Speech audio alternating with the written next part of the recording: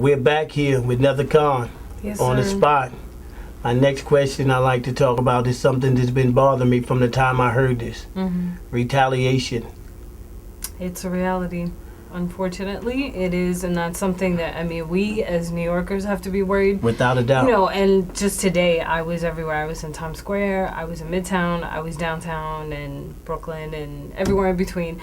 And honestly, like, I don't see any beefed up security. If anything, I saw less cops out there than I normally do. Like, normally I see tons of cops, especially in the subway in Times Square. I saw one lone officer, and that's it. I'm like, okay, interesting. And, you know, and it is scary. It is a reality, and I think that's exactly why the administration is not releasing the photos yet, because they don't want something to happen. They don't want to give them fuel to do something. And it's not only here. I mean, this could happen anywhere. Literally anywhere in the world. Well, I'm really comfortable that America has everything they really need to know. That they saw it live, like we just said. Yeah, they saw it live. They know what they have everything. They know exactly what happened, and our elected officials that need to know in Homeland Security have been fully briefed on what happened. They don't want to show the pictures. I agree with that 1,000%. We don't want to show the pictures, of course. We got enough. The West has enough problems as it is. Right. We don't want to fuel the fire and everything else. But over here, our waters, our strategic areas, because we can't go with just the normal, what we see, the airports and the trains and everything else. We have water problems in different areas of security. And what is your opinion on it? But the question is, how is this done?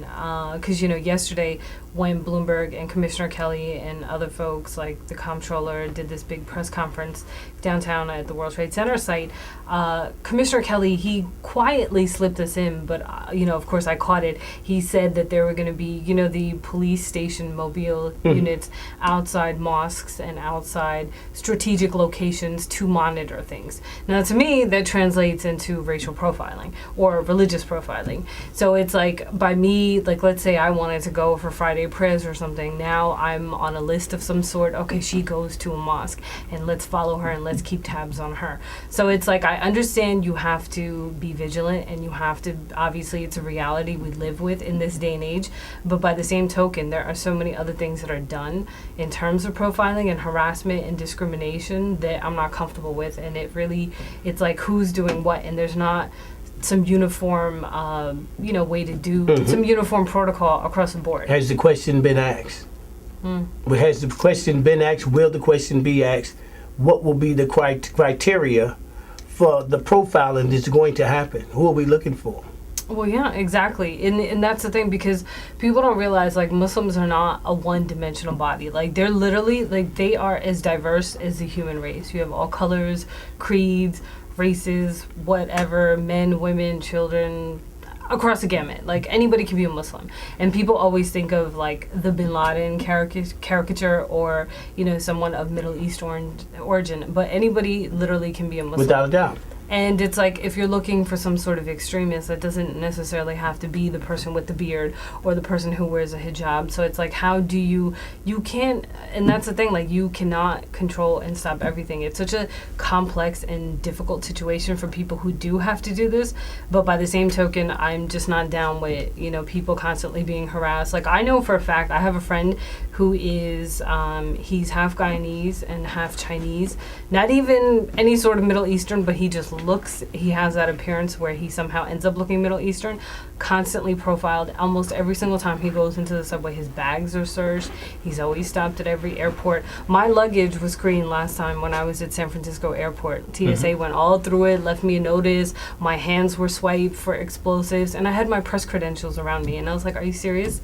Like, it's just beyond ridiculous. Like, you're really going to check my hands for some sort of explosive? Yes. Yeah, so I'm very uncomfortable because whenever there's heightened security, like, you know, people who are Muslim or who appear to be Muslim are automatically harassed. And so, as a member of the press with freedom of information rights, what is the criteria? What are they looking for? What is law enforcement, Homeland Security? Have you got an official statement? Are you working on an official statement of how this is going to play out? Of course, racial profiling is going to be a problem these next couple of months. Of course, not only the next couple of months, just going forward, period. And that's the one thing, like, I would hate to see this used as an excuse to further marginalize a religious minority that is already pushed to the edge to the umpteenth degree. I mean, you have, these fools like Congressman Peter King, head of Homeland Security, who held hearings on radicalization within the Muslim, or I should say alleged radicalization within the Muslim American community. But then you have, people white men, let me just be blunt about it, white conservative men who do things like the attempted bombing of the Martin Luther King Day Parade, and basically all the recent acts of violence and domestic terrorism that were done on our soil were done by white men. But you don't see hearings into radicalization within militia groups or patriotic groups or anything. But they like haven't that. defined the word terrorism. Right. What's the terrorist? Exactly. And now, it's interesting because before they used to stay away from, openly defining it in a sense, and now they openly say that terrorism is only when it's tied into some other larger international event.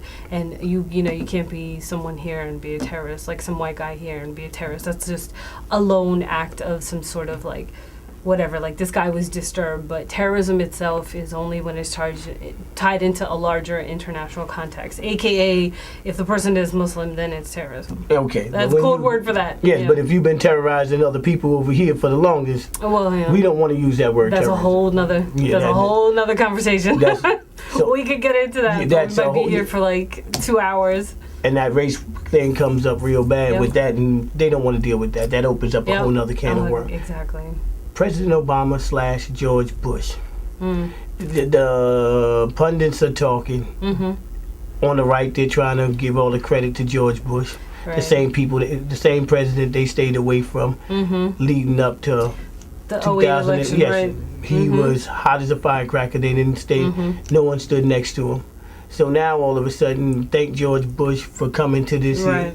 How, I don't know, because when they had Bin Laden trapped in Tora Bora, right, they weren't able to do anything, right? They didn't want to do anything. No, let's pay someone else and let's see if we can get them out there and let them do it. So now, fast forward, now George Bush paved the way for Obama. We need to credit George Bush. Sarah Palin mentioned Bush's name, wouldn't even mention Obama's name. Of course. So now, the next couple of days, we're definitely going to hear the right ramp up the Bush administration. Oh, they already are. And you've seen Condoleezza Rice. You've seen, I think, Powell gave Obama credit.